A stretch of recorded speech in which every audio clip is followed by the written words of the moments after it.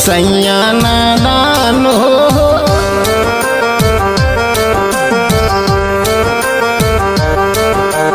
पियवा नादान बड़ुए सैया नादान बड़ुए भर नहीं पेट दीदी जी जाके संग सूते जातानी खेत दीदी जी जाके संग सूते जातानी खेत दीदी जी जाके संग सूते जाके संग सूते।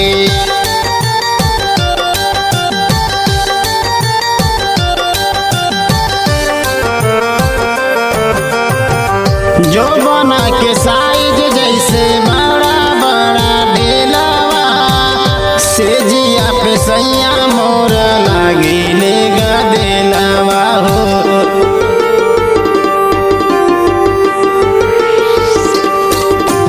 जो बना के साइज जैसे बड़ा बड़ा ढेलावा से जिया पे सैया मोर लागिले गदेलावा हो।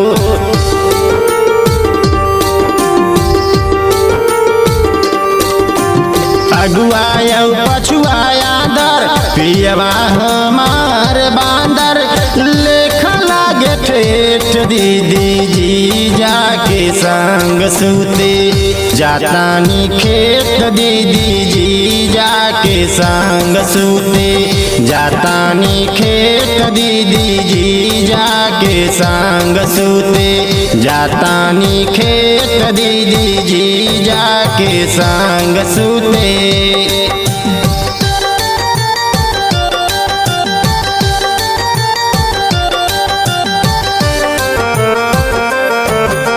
कबले हमरा कब मर जाद वाली बतिया दया भोजपुरिया के खुले नहीं मतिया हो खुले नहीं मतिया।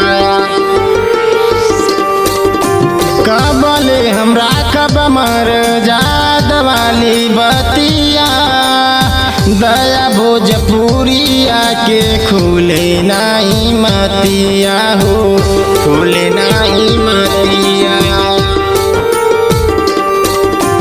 जिवाया गार लागे जियल बेकार लागे जिवाया गार लागे जियल बेकार लागे होके पड़ी सेठ दीदी जी जाके संग सूते जातानी खेत दीदी जी जाके संग सूते जातानी खेत दीदी जी जाके संग सूते जातानी खेत दीदी जी जाके संग सूते।